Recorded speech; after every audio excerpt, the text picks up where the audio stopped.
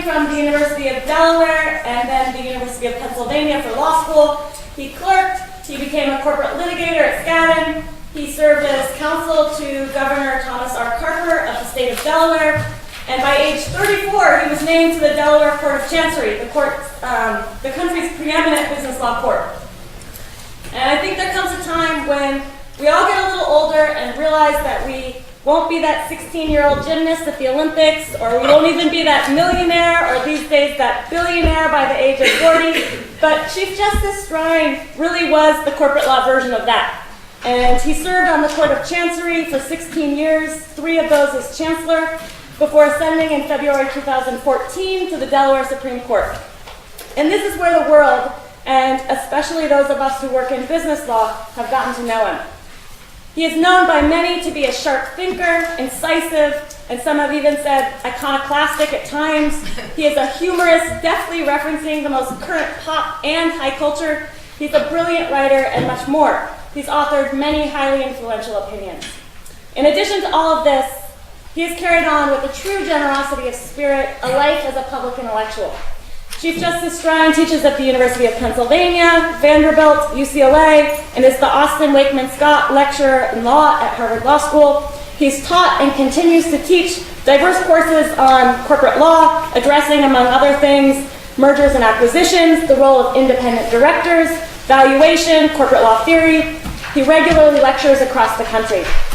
He is a prolific and excellent scholar on corporate law and governance. Lately, it seems he's even more prolific than many top corporate law scholars who, of course, do not also do the job of Chief Justice during the day.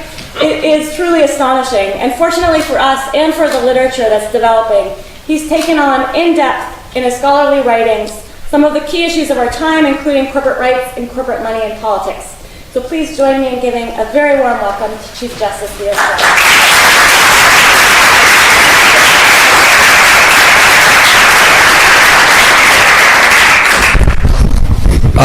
I'm going to try to keep my voice up and try not to fall asleep. This is like my 5th speech of the week. I either have a stupid job or a really interesting job because none of the speeches are on the same topic. Yesterday morning, I talked at a press conference about Lean Six Sigma, which it does not. I wish it applied to my. I wish that was like something that people talked about my abs, but it's actually some sort of thing of process improvement. It's really good to be with you all. And this is an extremely important topic, and I was honored to have Elizabeth, who's really one of our most promising young academics who's doing some important work herself in this area, to invite me in to see my old friend Margaret Blair, and to talk about this topic. And I will say I come to this topic, a lot of what folks have come to know me as a corporate law judge. I went into corporate law through the Court of Chancery because I went into public service, and my state, that's one of the things that we're sort of known for. But I really came from being counsel and policy director to a very successful active governor who is now a United States Senator. And I come out of a political science background, so when I look at this topic, I really bring a very practical perspective to it, which, and I bring that practical perspective to my role as a judge. I'm not sure that some of the people who write about this on a different level, in terms of a different sovereign, bring the same practical approach or understanding of actually how the political system works, and I think it shows in some of their jurisprudence. What I'm going to be talking about today is directly related to what the panelists earlier were talking about, but takes it a little bit deeper. I've written about, excuse me, I've been in the basically unbroken custody of American Airlines, the New American, either pronounced American or New American. So, you know, they merged from 3 airlines down to 2, because as long as you have an American airline, you have American Airlines and then American Airlines. But I've been in their custody, so I may cough a little bit. But I'm going to talk about a little bit of broader take on this, which is going to include the topics that were covered earlier, but some things about the role of the federal judiciary that works in an interactive way with Citizens United. I'm going to start by bringing up, my pal, we all knew him, Chief Justice Marshall, right? Margaret and I are a little closer in time to that than Elizabeth, but, but not that much, not that close, but he said something very early in an iconic case. Said that a corporation is an artificial being, invisible, intangible, and existing only in contemplation of law. Being the mere creature of law, it possesses only those properties which the charter of its creation confers upon it, either expressly or as incidental to its very existence. These are such as are supposed best calculated to affect the object for which it was created. Now, that Marshall thing, and I'm going to get into this, that was the iconic statement for most of the 19th century, and it was actually based on people like Cook and others. It was rooted itself in 100 years or more of writing about the corporation, and it was picked up by the leading corporate law scholars and people like Story and Tawney and others later in the century. And what I'm going to focus on in this lecture is the directional thrust of recent federal jurisprudence, which is essentially increasingly turning the conception of the relationship between the creator of corporations, which is society, and its artificial creations upside down. And I'm going to talk about how the Roberts Court and other like-minded federal judges have contributed to this shift in 4 related and mutually reinforcing ways. And you'll have the longer paper that you can look at with all the, nifty footnotes with what I call learned patina in them. But I'll just tick off the 4 and then I'll highlight them as we go along. 1, the courts have contributed to increasing the vocal power and influence of corporations in money and interest. Meanwhile, the courts have been insensitive to claims by more ordinary folks about inhibitions on their voting power or their voice. And even more, the courts have tolerated and perpetuated disparate treatment between labor and corporations in speaking. So you essentially, on the one dimension, is corporate power, a corporate interest, money deletes voices up, ordinary people's voices down. Now, one of the things I think that this paper or this speech may contribute to that people don't talk about is how this interacts with other things that federal courts have done, and there's 2 principal things. They've made getting legislation adopted more difficult, because not only does you have the flood of money, which means you have to overcome it, but they've thrown hurdles in the validity of legislation which would have been seen as easily valid 30 years ago. Then you might think the fourth topic is, well, hopefully these are executive power dudes, mostly dudes, right? There's a few dudettes. By the way, gender, not panning out to produce differences. Women can be just as crazy as men. And not in interesting ways, just in the same kind of stupid old white male ways. But one of the ways where you might think is, okay, if you ran, and I'll talk about this, if you got through Congress this difficult process, you overcame the money and you got regulatory legislation and a mandate to a regulatory agency, certainly we'll defer to that agency when it issues regulations within the scope of that mandate. And certainly these pro-executive power courts will defer. That happy notion not come to pass. So those are the 4 ways I'm going to talk about this, and then I'm going to talk about whether this was really preordained by just calling the balls and strikes, or was more of a discretionary choice to, as I call it, I said about Citizens United, I wrote an article, is it originalist or is it original in the sense of a new novel? So let's talk about Citizens United, because we're all obsessed with it. If you put there are worse obsessions, I suppose. And my obsession with ribeye steak is delightful, but has long-lasting consequences. But how do we frame what Marshall says? The easy way to look at it, I think, for some of your students is, you think about the tradition of Western Republican democracy and the intellectual origins of it. And the prevailing conception at the time of the founding was that human beings right? Lockean, Jeffersonian human beings are born with inalienable rights that the government can't take away. Now, the corporation is the opposite of a Lockean, Jeffersonian human being. The corporation is an artificial entity created by society that had only those rights which were in fact given to it by the society. It was distinctly different from the creator. It was the opposite of the creator. So that's important to think about in terms of the broader tradition. Now, what happened in Citizens United? The Supreme Court reverses its own precedent that had previously allowed legislators, people elected who actually know the political process, to take into account the unique attributes of business corporations when they regulated their involvement in the political process. And the Roberts courts instead said, you know, these corporations are just like anyone else. And they did so despite the obvious differences between flesh and blood citizens and corporate citizens. One such notable difference is that corporations don't have the capacity or inclination to think and act like a human being with the full range of human concerns.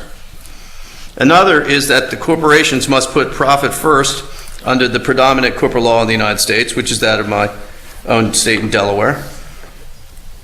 But in every state in the United States, the only people in the corporate public who get to vote, who get to sue, who get books and records, who have the right to vote on transactions, is equity capital. That's not, in my view, an incidental design. It says something about the very nature about what business corporations were about. But it is the power structure. That's the only ones who get to vote. And there's also an understanding about this that's long, and it's really not a left-right divide on this, is that the only thing that really unites people who entrust their capital to corporations, for-profit corporations, I'm going to be mostly talking about for-profit corporations for this reason. Of all the things the United States Supreme Court's had over the years, they haven't really had a difficulty picking out between expressive organizations and for-profit agencies.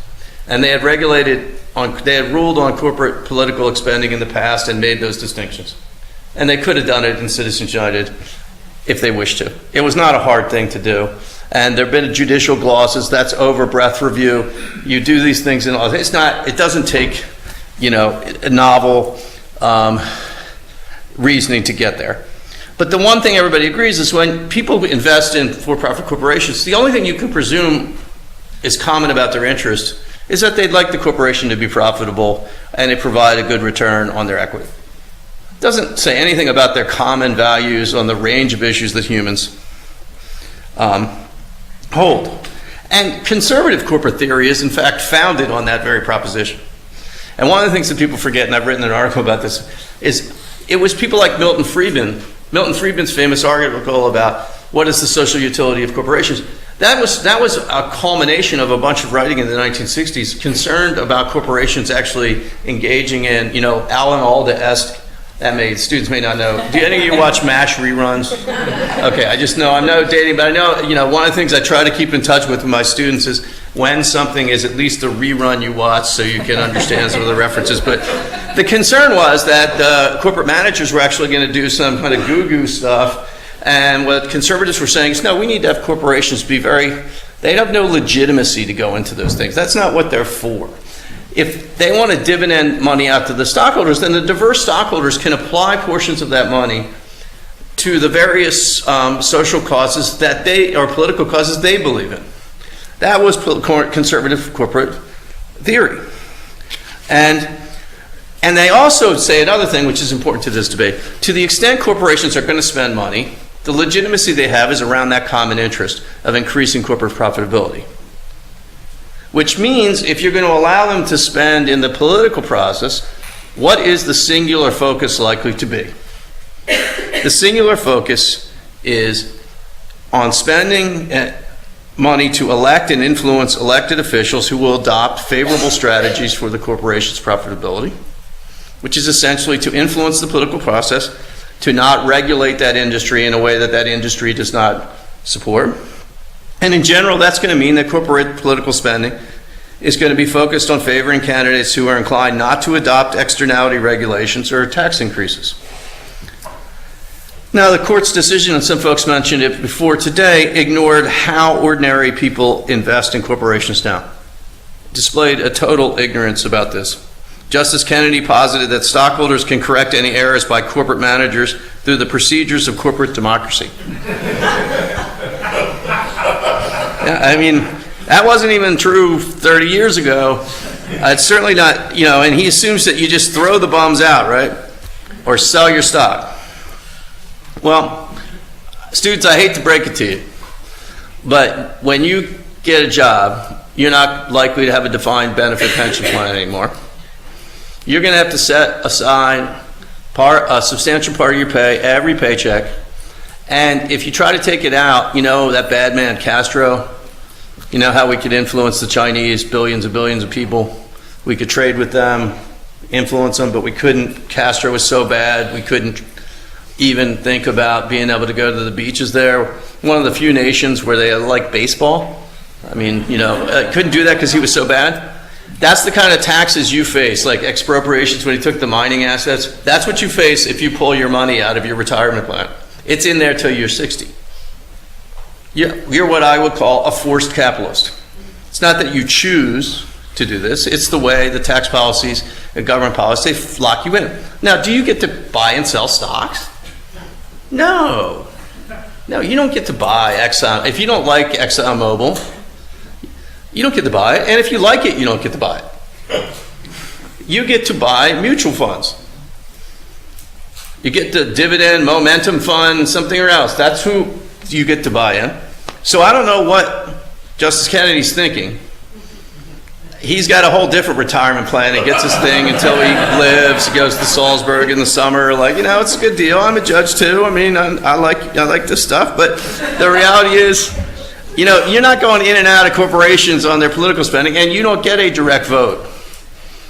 You actually have to give your money to other corporations, which are essentially, or form a business entity. They're actually, the ultimate race to the bottom is actually business trust, which is the form used for mutual fund governance.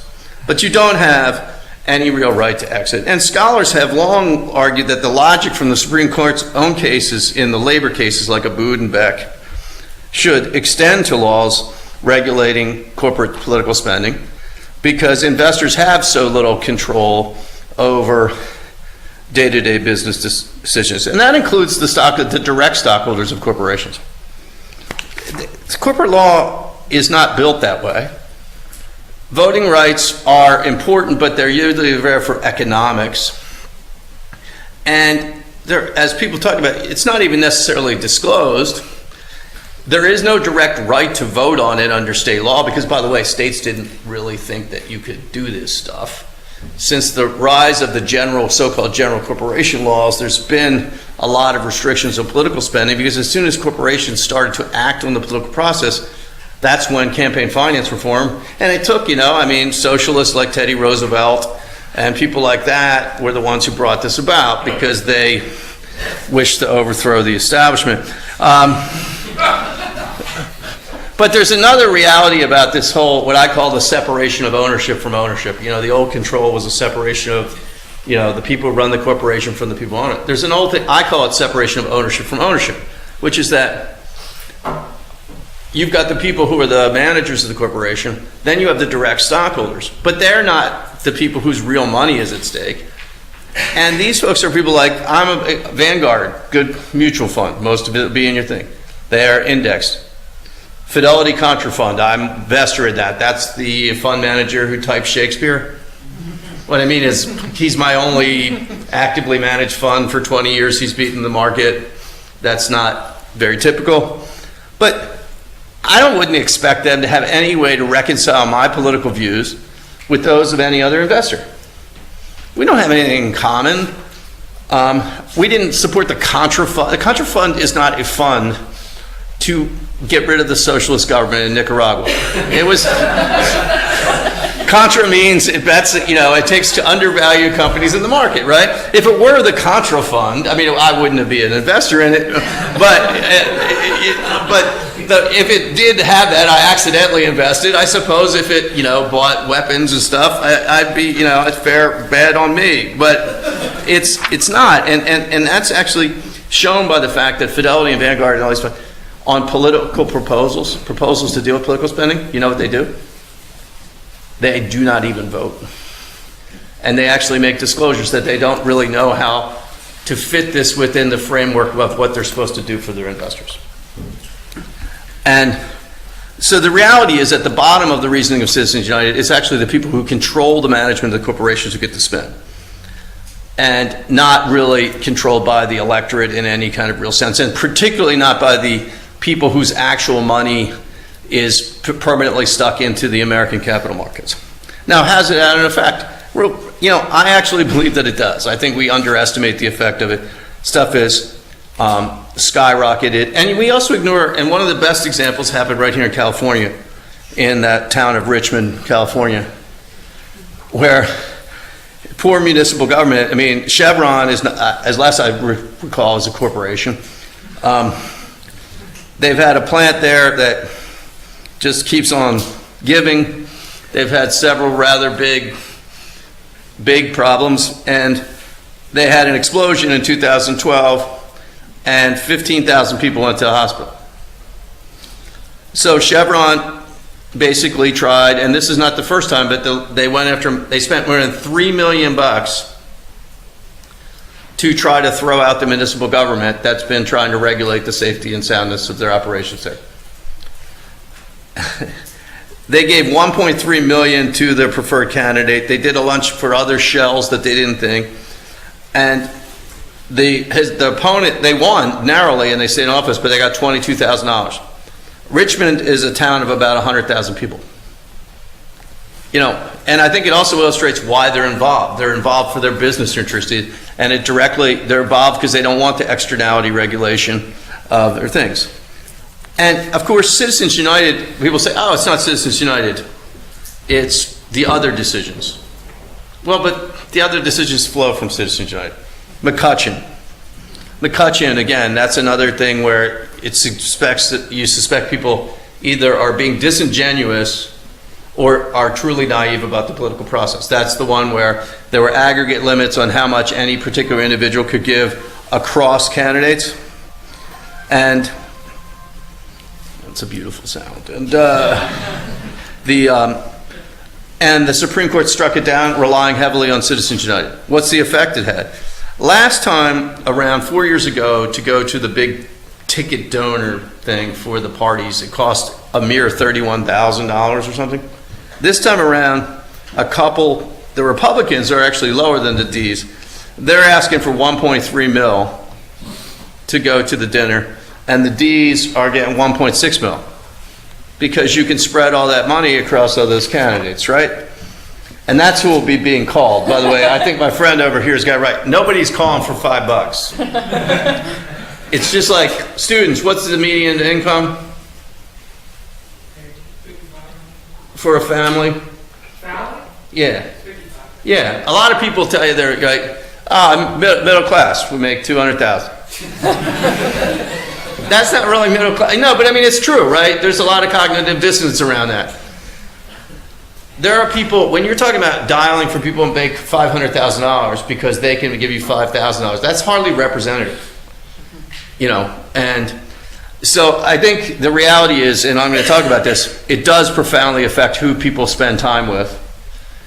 And what's happened now, and the other thing is net spend. Net spend's entirely attributable to the reasoning of Citizens United, and the DC Circuit said as much. And the government's arguments were premised in the time, and they basically said, we don't even have to deal with these arguments because they were already dispensed with by Citizens United. So that's the super PAC thing. Now, one of the things is, but it's not the corporations, it's the other people.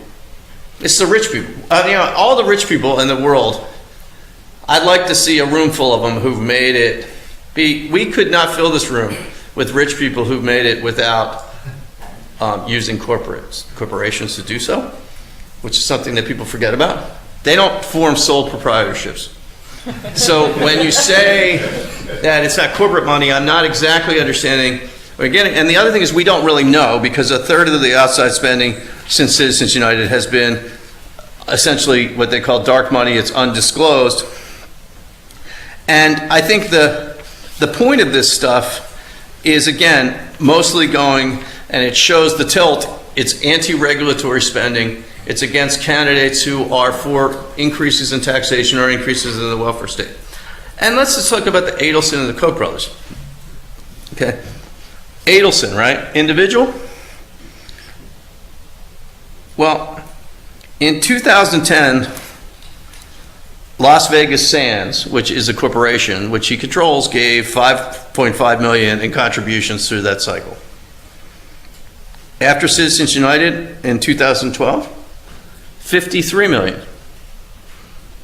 Now, he may own all the equity, it's still a corporation. By the way, I think what Margaret and I and others would say, you want the shield, dividend it out. Because at least you dividend it out, right? Got to pay the taxes on it before you spend it.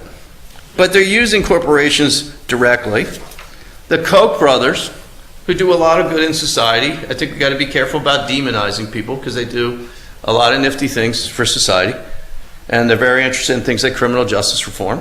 But the reality is, Koch brothers are not an unincorporated partnership.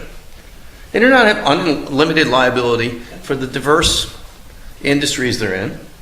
They use corporate structures all the time. So I don't understand how we divorce it, and it's even more important is you're upping not only corporate power, but the power of moneyed elites in general and their fellow travelers. And when money matters, candidates must find it to win. And this is a very critical point, I think. It's not just about who wins elections. It's what the gentleman says here. It's how money affects the agenda that's pursued by both parties in a system where both must look to moneyed interests for their political survival. Democrat, we're in LA. One of the interest groups Democrats look to combat traditional industrial money is Hollywood. Hedge funds, trial bar, those are not ordinary people. Those are big money contributors to Democrats. But both parties have to look at this, and it affects your agenda, because if you want to survive, you're going to think about not just about how do I get back in office? How much can I hack those people off? And you're also going to have it's going to have an effect on what do you think I can get done? If I push this, are they going to target me? Or can I actually achievably get it done? And I do think, and I see it in I was raised a Democrat, I'm still a Democrat. I don't pretend, I try to be a different person when I'm on the bench, and I do try to call it actually straight.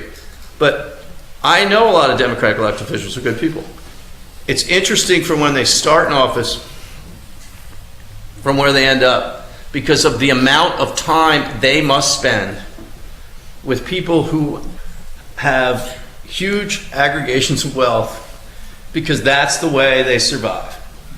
And they do have to spend time with it. And who you spend time with, it matters to how you think about things. And so I think when you look upon this thing, my first point then is, has this up to, I think, the voice of the moneyed elite and corporations in a way that's likely to diminish the ability of society to protect itself against corporate externalities? I think it's yes. Now the second thing is, what I said is, the decision-making of the federal judiciary in cases that affect more ordinary interests have been to essentially diminish their interest or be insensitive to concerns about political action that would reduce their influence. Now, I think one of the easiest examples, obviously, is the striking down the Voting Rights Act. I know we got to get over it. Well, I mean, we're done, right? We're all tired of it. It's been 50 years. Got that Voting Rights Act done, Civil Rights Act, 50 years. Our country's changed, as they said. I mean, the way to stop discriminating on the basis of race is to stop discriminating on the basis of race. we've had really effective 50 years that overcomes 500 years. And they struck it down, even though they did grudgingly acknowledge that no one doubts that voting discrimination still exists. Now, at the same time, people have brought petitions to the U.S. Supreme Court asking them to look at extreme gerrymandering. Now, gerrymandering traditionally has been a very difficult thing for the court to look at, but they did, obviously, you got the one vote, one person standard, which was frankly a very important innovation and revolutionized representation. You know, in my own state, we had 3 counties. The downstate 2 counties had less population than the upstate counties, and they had a majority of the legislature before those rulings.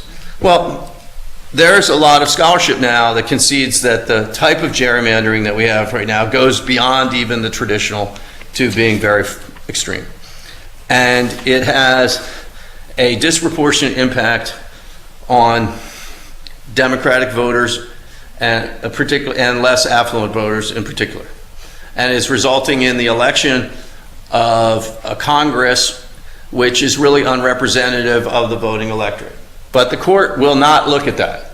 I mean, obviously, because there are more compelling speech interests to protect, and I'll talk about a little bit, like the ability to sell guns certain places, but they won't look at that. The other thing they haven't been willing to look at is the voter identification laws, which are rather sharply focused on less affluent and minority voters, because they are far less likely to have the forms of identification and other things. The court has displayed no willingness to look at those things or no sensitivity to actually intervene, despite there being basically no empirical justification to suggest that there's fraud that's being targeted. Then we finish with the people who represent working people, labor unions. Now, by the way, empirically, students, if anybody ever tells you that labor unions were outgunning corporate interests and wealthy people in the political process before Citizens United or any time in American history, they have no idea about math. And they have no idea about this basic way of looking at it. If labor were capital, it wouldn't be labor. Do you get what I mean? Which is, if they had all the freaking money, it wouldn't be labor. Labor unions do spend, and they are a counterforce, but they were an outgunned counterforce before Citizens United, and they were subject to different treatment even before then, because under the Abood decision and others, in order to use union dues other than for activities for collective bargaining, you had to get specific permission from your members. McCain-Feingold was actually pretty elegant, because it actually, and this is where I've written a paper about why it took into account the associational speech theories of Justice Kennedy rather elegantly. Corporations could actually spend corporate money to create a PAC and to raise funds voluntarily from stockholders. So to test this proposition that everybody wanted to express themselves through corporations, McCain-Feingold let you do that. Now, the real world wing was, who did you get money from? The corporate PACs got from top managers, things. No freaking stockholder wanted to give their money to them. Frankly, if they wanted to get money, right? So, but this is, they essentially let them raise it that way, which is the way the Supreme Court had said you had to do it in the union context. But the point about the unions was, the Supreme Court said union members have far less, ability to protect themselves than stockholders, and that you have to, give them protections that stockholders don't have, because stockholders can exit, they can vote out the bums, all that stuff. Well, we just talked about, right? The fact that you're forced capitalist, the fact that you actually have to give your money to money managers, the fact that the money managers don't know how to vote for you. The reality is, sadly, and I do think it's sad, the decline of the private sector unionism in this country. I would actually argue you're going to have many more options in your life to pick, where you're going to work, and whether you're in a union or non-union workforce, then you're going to have about who you give your money to. Because your employer is going to pick the same mutual funds. And by the way, when you trade out of that mutual fund, you're just going to see the same old standard lineup and everybody else. But the Supreme Court, how are they looking at unions now?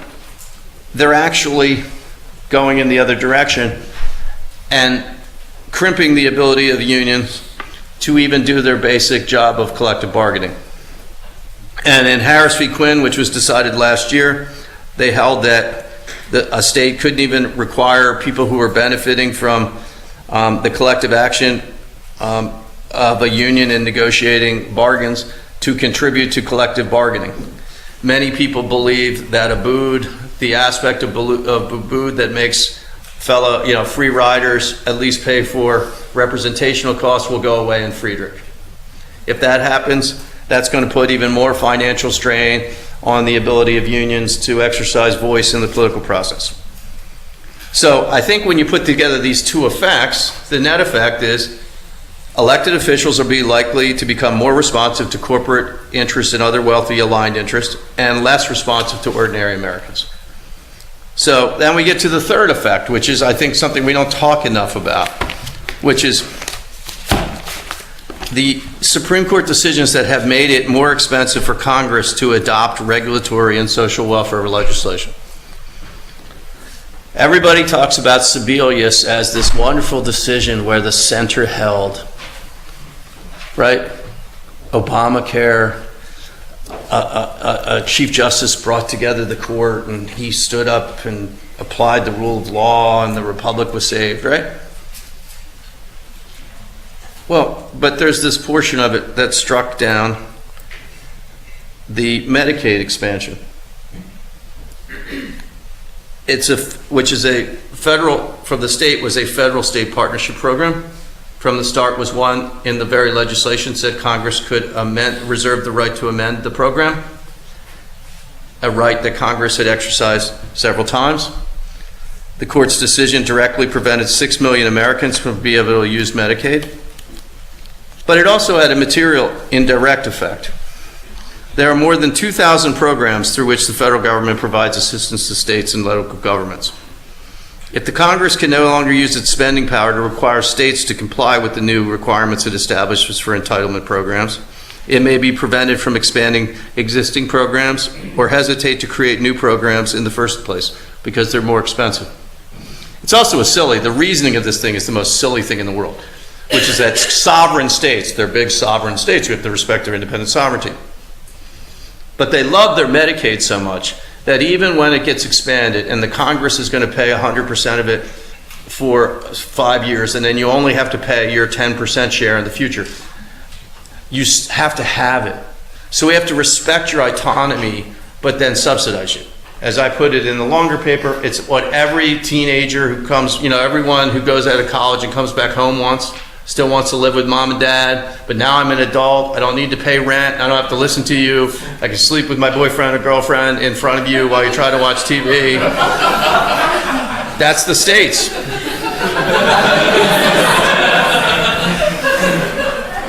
Now, the other thing is, all this dictum, right? All the dictum about the Commerce Clause. All the dictum. What does that do to Congress? Where it says, you could not justify. Chief Justice Roberts said, you couldn't get there in the Commerce Clause. Healthcare costs, healthcare spending, that's 17%, only 17% of GDP. I don't know, you probably got to get to half for Roberts for something to be a Commerce Clause issue, right? National marketplace.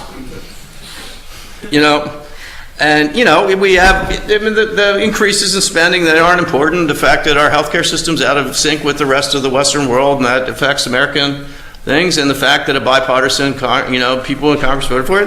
No.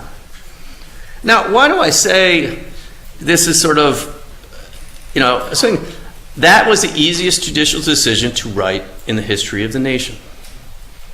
Because there is no novel thing. It was traditional. If an act of Congress fell within any of its powers, It does not matter what name they put it by. So whether you call the individual mandate an individual mandate or whatever, it was clearly within the taxing authority of the Congress, and it took a paragraph to write that decision. It did not get written in a paragraph. The Medicaid expansion was struck down. 2 Democratic justices, that was the hostage money that they paid. And then this Commerce Clause thing is out there, and you think that members of Congress are not going to think about these things when they have to legislate? Now let's talk about Hobby Lobby, right? What about that? It's wrong-headed, and I've written a thing about that. The individual guarantee is a part of the minimum wage package that Congress adopted for the American people. And I've written a thing about corporate paternalism, because it used to be that people were paid in company scrip. And people were paid, and you could only use company script for what the company told you to. The individual mandate was a benefit that you were supposed to get as a result of your participation in the labor force. We can get into all the stuff, and I've written about that elsewhere, but for present purposes, for the futures, if this is good law, the answer to the decision, to the problem posed by Justice Ginsburg and the dissenters about this was the rest of us can pay for it, right? The parts that they don't like, by the way, 2 of the contraceptives that they objected to, they had been paying for before the Affordable Care Act sparked their crisis of conscience. So it was good. They felt that I'm a Catholic boy, so they probably probably didn't go to penance. Catholics, it's where you can get the cracker. Any of you like crackers? You've heard about Trump, right? You get the cracker, you feel good. Got the little cracker. I gotta tell you, no Catholic boy ever heard the little cracker. But it's a new term. He's a gift that keeps giving. But my point about this is, here we go. What they've now said is anything that could possibly, if there's a conscientious objection by a corporation, which there's all kinds of bizarre corporate law things about this, then you can opt out and cause society to pay for it. That's another thing that's going to come up when people adopt social welfare legislation, because they're going to think about the expense of these opt-outs and workarounds for these people. And so that's the third factor, which is I think they've made the legislative process more difficult. And remember, that comes on top of the first 2 factors, because now the ability to adopt regulatory regulation, when you've increased the voice of moneyed interests, you're already going to have a tougher time passing laws. Now legally, roadblocks are put in front of it, and you have to design things in a more expensive way, in a more complicated way, and there's a suggestion that you can't do certain of these things under the Commerce Clause. And again, that is kind of new. Now, I said there could have been the hopeful thing, which is these folks dig executive power. And so if you got through the process and there was a law and it said Congress said to an agency, you have the authority to adopt regulations, they're going to defer to it. Now, I'll bring to bear, I'm a Delaware dude. People said I'm a corporate law judge. There are analogies. One of the great things about being a political scientist or like law, when you govern polities, there are crossover things. How do I look at what is the APA, the Administrative Procedures Act? It is the administrative law equivalent of the business judgment rule. It's what it is. It says basically, when somebody has delegated authority and they act in good faith, then you should be reluctant to second guess their judgments. And you give deference to administrative agencies for their expertise. You're reluctant to intervene as long as they use a rational process, and you leave policies judges to them. And rationality does not mean you agree with the judgment. It means it's a judgment that someone is rational could have made.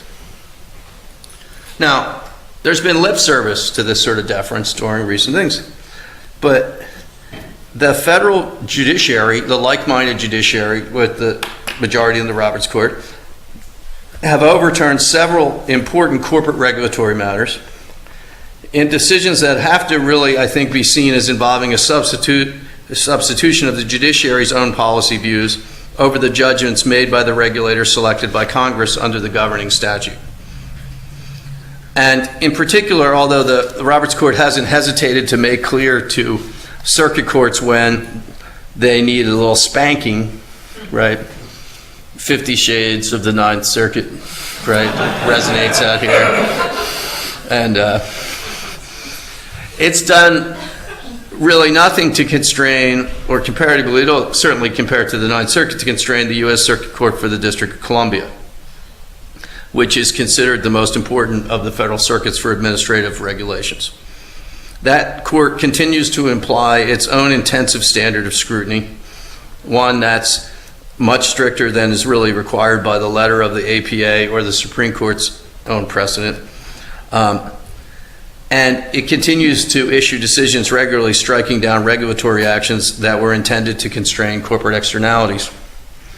The hard look doctrine has resonance in some Supreme Court stuff, but they really have gone their version of hard luck. And let's be honest, some of this has resonance, in decisions by liberal judges who were out of their lane in the 70s. And that's when the problem is what goes around comes around. Well, it's come around with judges on the right. And the easiest example to look at is the striking down of proxy access, which was in the landmark Dodd-Frank bill, which was a bipartisan thing passed in the wake of the financial crisis. Now, personally, I believe that federal proxy access was a stupid idea. Don't believe it was necessary. Investors have authority under state law to decide whether they want that for themselves, and the real problem is the SEC had been preventing them from using their state law rights. But I objected to it on policy grounds to the SEC, and I met with them. But I had no doubt that the SEC was authorized to enact it. Why? Because Dodd-Frank said that they may issue a proxy access rule. But little did I know that the DC Circuit had the right to say that Congress may not. That they may not do what Congress said they may. That's essentially what that decision said. And when Congress has legislated as specifically as that, saying to an agency, you may do something, that's when the deference of the judicial branch to the political branches should be at its zenith. But what they did is they went through all this evidence and they said, we're not convinced by what they did.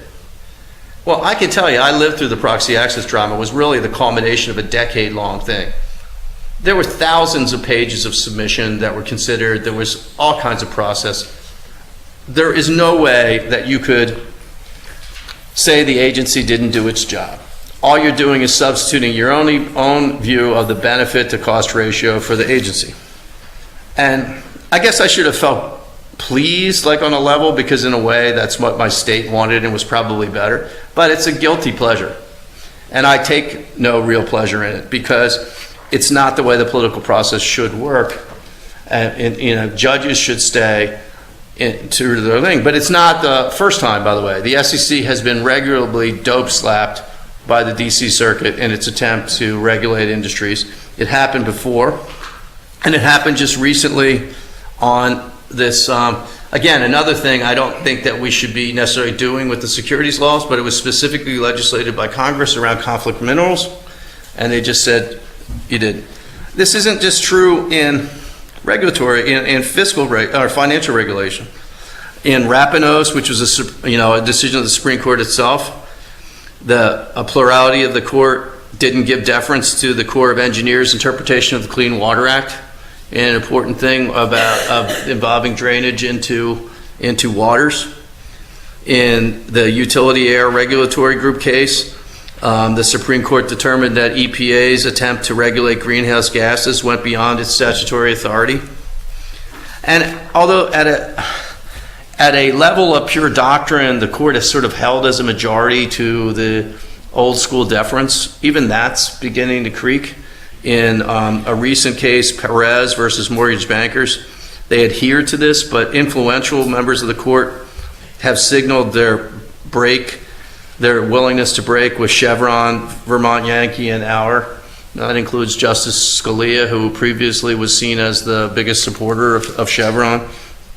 And of course, it's, in this area, it's important to emphasize the gray. Numerically, if you take a look at just the Supreme Court's own decisions, you can suggest, oh, well, they're deferential. Most of the agencies get through.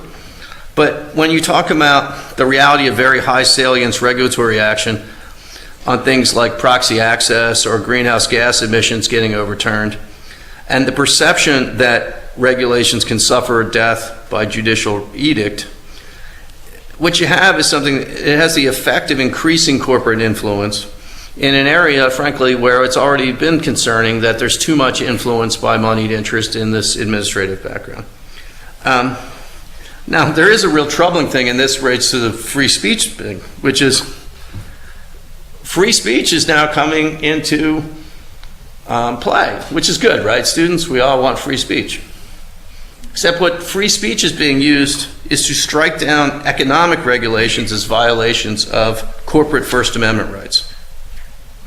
Now, one of them is, anybody ever been to London? They certify tourist agencies, right? Tourist guides, and you can go and you can know that somebody has passed a thing. Well, the District of Columbia shockingly had one of these things, where they had a tourist licensing scheme. But that violated the First Amendment because of the right of all the unlicensed tourist guys to speak on Ford's Theater. That was struck down. But one that I love, my favorite is actually out here, which is the First Amendment being used to strike down a county's prohibition on firearm sales at a county fair. And that's serious. The county fair decided they did not want next to the corn dog booth and the booth where the kids play, they did not want an Arsenal store. But that would gag really critical expressive rights, and so that was struck down as a violation of the First Amendment. Now, what does all this do? Well, all this has an effect at the back end on the prior periods relevant to regulatory decision making. From the crafting of the regulation itself, through the decision to settle it, because settlement leverage has been given to businesses, which is you have to decide as an agency with whether to go forward or take what you can. The viability may prevent you from taking the action in the first place, may mean that you don't do first best, right? Academics love the first best, second best thing. You may not go for first best because you think you're going to do it, so you go from a compromised position. And it can also be that we just can't tie up the agency in this. And it's got to be remembered that the administrative process is the last part of a gauntlet that must be run. That starts with the electoral process itself, getting people elected to actually introduce something, runs through the difficult thing we've already talked about of congressional approval and presidential approval, and then getting it through the administrative process with all the, there is a lot of public comment and others that you have to deal with and you have to respond to. And now at the back end of it, even when Congress says you may do it, you know as an agency that the court may say that you're not. Now, so those are the four things, and that's how I think it's working together, and I think it's a sort of a very different role, different roles for society and the corporation in terms of their respective relationship. But is this just because we gotta, the court has to, what somebody said, I don't know who he was, he's got better hair than me, gotta just call the balls and strikes, right? This is just people applying prior precedent in a disciplined way? Or could it be that people are willing to depart from principles of judicial restraint and move the law in a direction that they think normatively is better for society? And I actually think it's more close to the latter. Despite claiming to be conservatives who are committed to judicial restraint and deference to the political branches, the judges responsible for these decisions can be viewed as activists in at least two senses. First, rather than observing the traditional deference to the work of the political branches, these courts have struck down even clearly worded legislation passed on a bipartisan basis and regulations passed by administrative agencies that Congress had explicitly authorized to act. For example, McCain, remember who was McCain? Oh, he's a Republican presidential candidate, right? McCain, Feingold, passed overwhelming bipartisan majorities. The Voting Rights Act. When the Voting Rights Act was reauthorized, a supermajority of the representatives from the states that were subject to the very pre-clearance process that was struck down by the court supported that legislation. I think it was 98-2 in the Senate. So who's in a better position to decide whether pre-clearance may be still recognized when the people in their own states were willing to recognize their history and adopt it? But both struck down. In a case called Legan Creative Leather, these little things, but they matter. It was a rule about antitrust, a nearly 100-year-old precedent thrown out. Citizens United, as we know, overturned McConnell and Alston. And these weren't, remember, McConnell and Alston, these things weren't decided, because because it was the Warren Court. I mean, as people pointed out before, if you read Justice Rehnquist's thing on corporations, there's no way these things have rights. This doesn't make, what are we talking about here? These are deviations from stare decisis. And they've had the tendency to undercut the ability of elected officials and their appointed agencies to regulate corporations and to protect the environment, consumers, workers, and even corporate stockholders. Now, there's another trend about this, which is a little bit striking, it seems to me.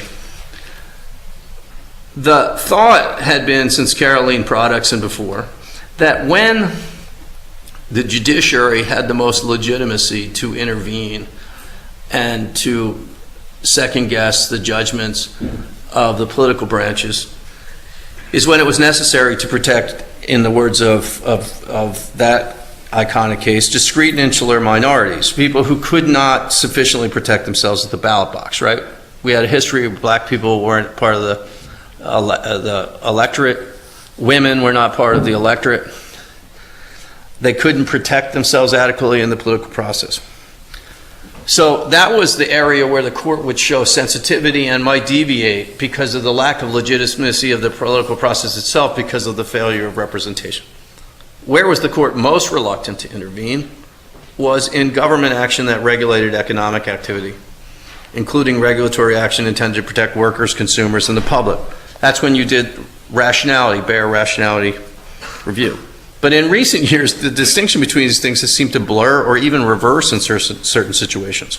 When those with the most resources in society, such as business corporations, have been subjected to legislative or regulatory restrictions, federal courts now appear more inclined to come up with reasons to upset the determinations of the political branches and seeming to replace the traditional deference given to economic regulation with a de facto form of heightened judicial scrutiny. And, as I said, when Congress says that somebody may do something and you say that they may not, that is not indicative of rationality review. And when you're also using the First Amendment as a tool to strike down things and conjuring up new theories, the conflict mineral one was just struck down, and it was said that by having to disclose your involvement in conflict minerals, that was a First Amendment violation because you were compelled to speak. Well, students, 10 Qs. There are required items in 10 Qs. You even have to file. Shockingly, the government sometimes compels you to speak immediately on 8K because of a material development.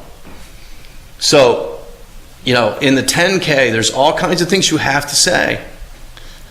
But now, apparently, you can't if the DC Circuit, or at least two of them in a panel, don't think the topic is, and even when it's a topic that Congress itself has selected.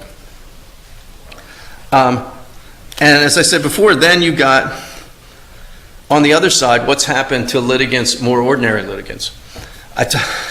You've got the Voting Rights Act case. You've got the unwillingness to look at the voting ID laws.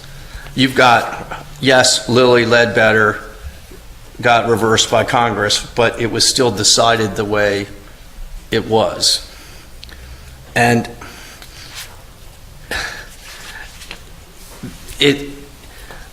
there are a host of things, and I have more mixed feelings about it, but if you think about also the court, what it's done to litigation with pleading standards, some of which there's a good reason to think, but when you put together pleading standards, the ability to use arbitration clauses as essentially adhesion clauses, these things also make it more difficult for ordinary people to use litigation to do that. And so when you take it together, it looks like, again, that the court is working a sort of revolution here. Some people call it a new Lochnerism. I think it is, if you've seen some of the people talking about essentially praising Lochner and believing that, it is a form of activism. And what I'm saying in these things is I don't think you can divorce these various areas of decision making from each other. I think these are very smart people, and they know what they're doing, and they know the interactive effect of these things. And it is not compelled by precedent. They could have decided almost any of these cases differently, and in most of the situations they could have done so much more easily and in fewer pages, and by citing settled authority. It has actually been more difficult for them to reach these decisions because they have to explain their thing. And I love that, I forget which one of the panelists talked about how personal opinions as to the state of the world in prior dissents or concurrences or opinions become then statements of fact. And it is dismaying to read some of these things because they look like congressional committee hearings where people who are, but really it looks like they're being held by sixth graders at a model Congress event, because it doesn't have the kind of sophistication you would think of from elected officials who've actually been through the process on both sides. It just sounds like people who are doing kind of a social science research project. And I'll finish with this. One of the things that was different, as it was said about some of the prior cases, is there was a congressional record that was in the judicial record before the court because the case had been filed in the proper way. Citizens United is an abomination in terms of judicial restraint on several grounds, one of which is just the procedural ground of how it ever got there. It should never have been adjudicated as a facial challenge. If they wanted to do a facial challenge, then the record before the court would have been different.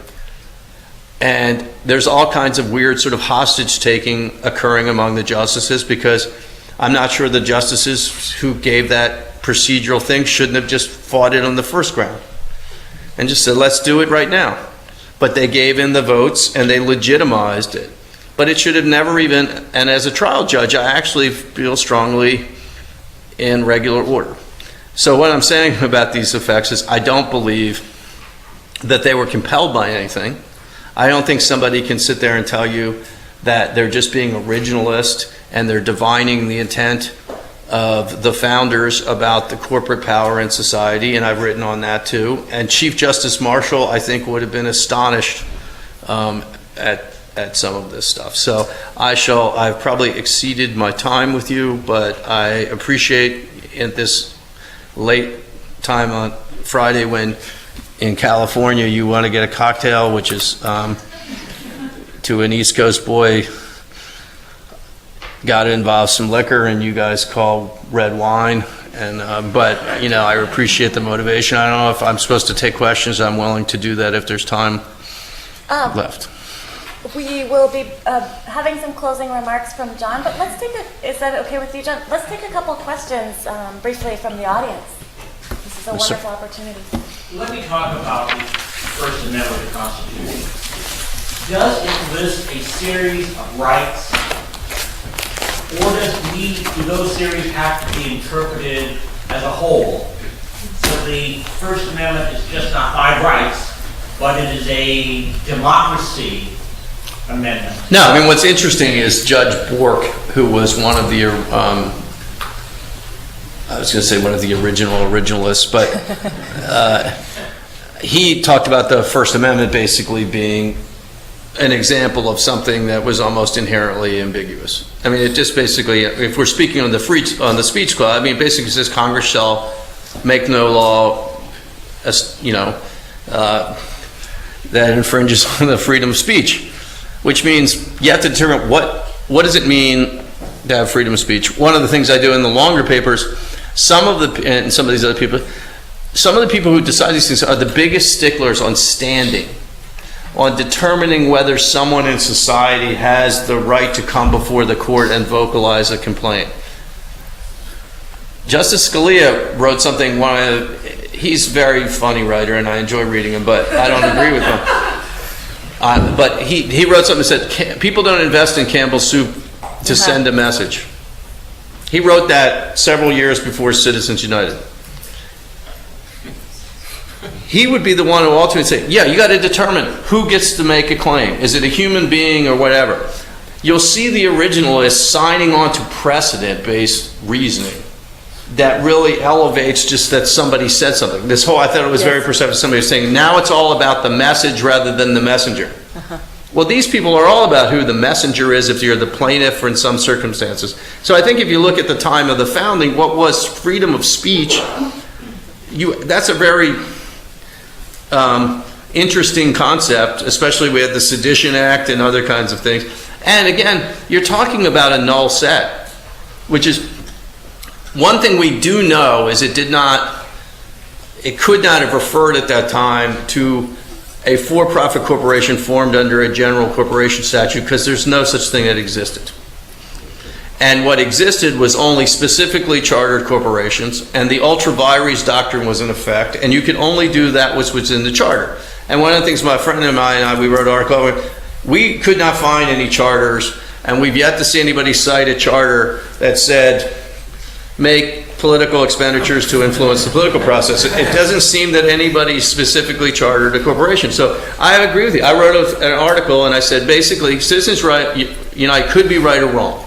The one thing it seemed to me certain of is that if it was going to be right, it had to be justified on the basis of our evolving interpretations of the Constitution over time in a dynamic society.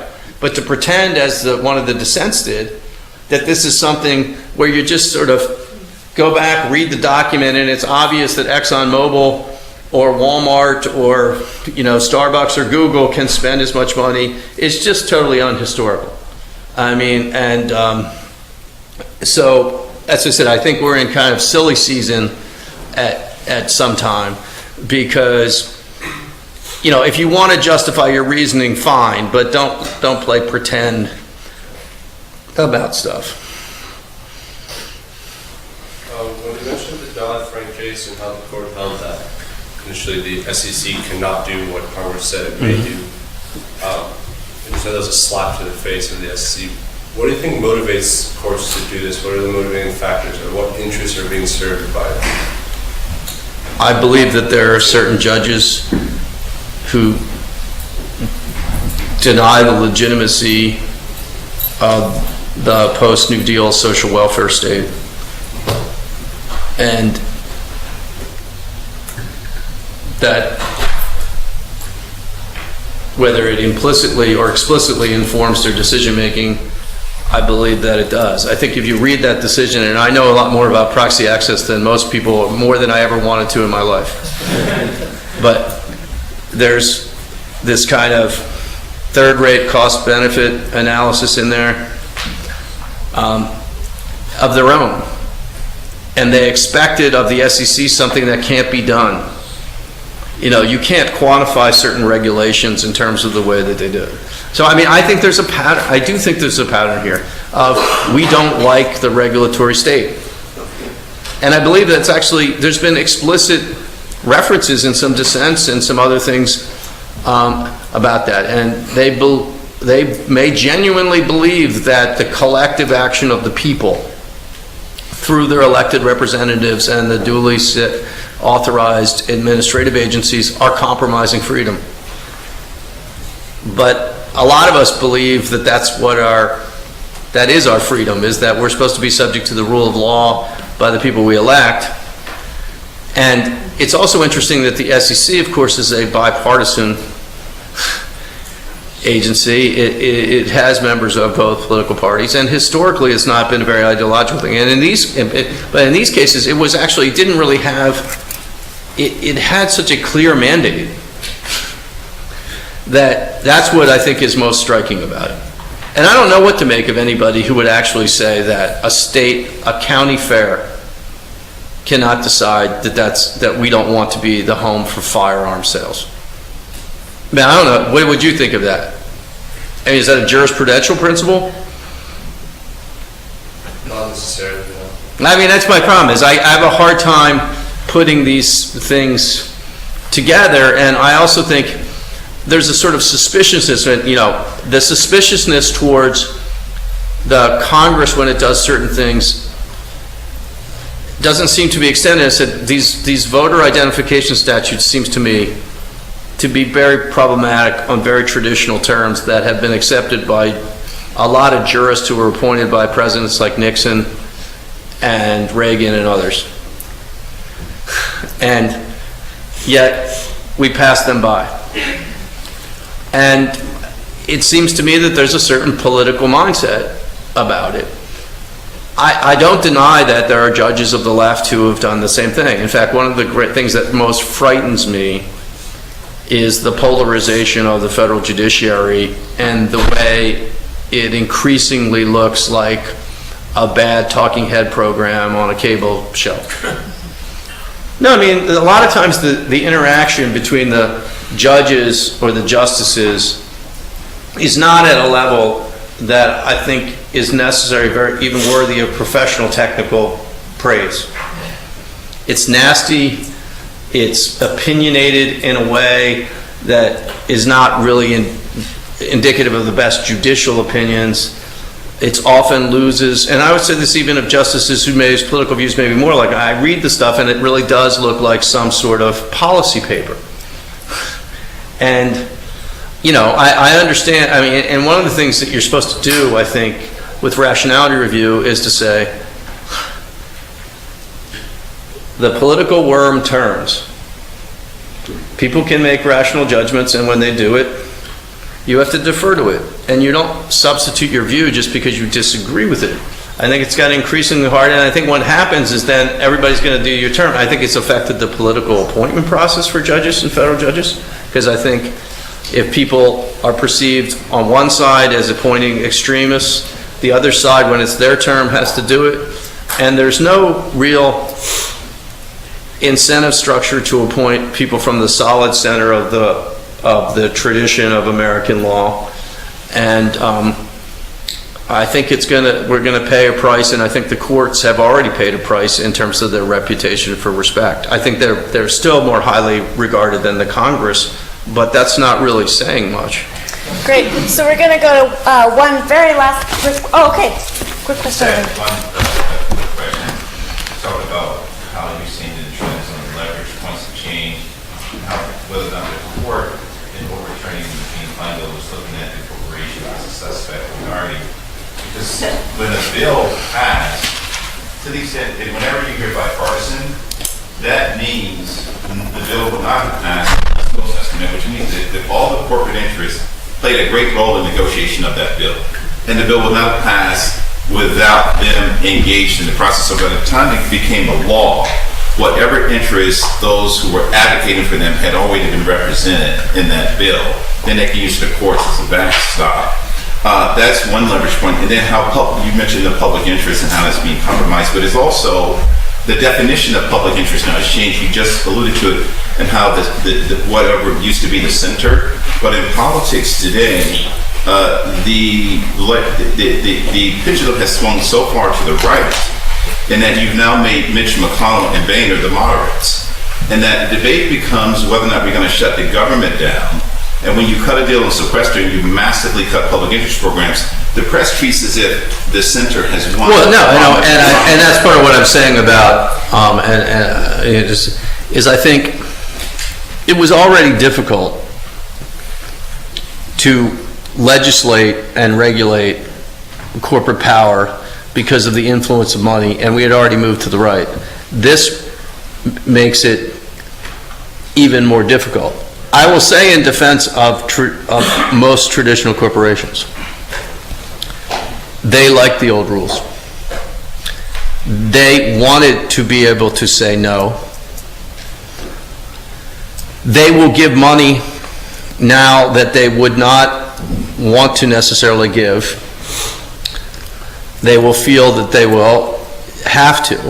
And so some of them, from a pure business perspective, many of them like the old rule where they could spend whatever they wanted in lobbying, and they did.